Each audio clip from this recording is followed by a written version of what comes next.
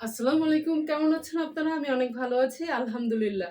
আজকে পায়ের দুর্বলতা দূর করার জন্য চমৎকার একটি ব্যায়াম নিয়ে এলাম। এই ব্যায়ামটা যদি কেউ একটানা ১ মাস করতে পারে, তার পা দুর্বলতা ঠিক হয়ে শক্তিশালী হয়ে উঠবে। পায়ের জন্য আরো অনেক ব্যায়াম আছে, সেগুলো আমি ধীরে, ধীরে দেখাবো। আজকে খুব সহজে একটি ব্যায়াম দেখাচ্ছি। আমি ২ লিটার পানির বোতল ভরে নিয়েছি। কেউ যদি ২ লিটার না পারেন, ১ লিটার পানির বোতল দিয়ে শুরু করবেন। সোজা হয়ে বসবেন। এইভাবে করে একটা পানির বোতল ২ পায়ের পাতা দিয়ে এইভাবে করে ১০ সেকেন্ড ধরে রাখবেন। পাটাকে সোজা করে পায়ের ২ পাতার মাঝখানে এভাবে করে ১০ সেকেন্ড ধরে রাখবেন, নামিয়ে দিবেন। আবার এইভাবে করে ধরে রাখবেন ১০ সেকেন্ড, নামিয়ে দিবেন।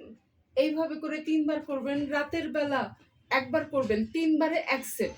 ১ সেট করে রাতে করবেন, আবার সকালে ঘুম থেকে উঠে আবার করবেন। দিনে ২-৩ বেলা যদি এটা করতে পারেন, নিজেই ফিল করবেন ধীরে, ধীরে পাটা শক্তিশালী হয়ে যাচ্ছে। ভালো লাগলে অন্যরাও যেন জানতে পারে, লাইক, কমেন্ট, শেয়ার করবেন আর আমার চ্যানেলটি সাবস্ক্রাইব করে দিবেন। ভালো থাকবেন। আল্লাহ হাফেজ।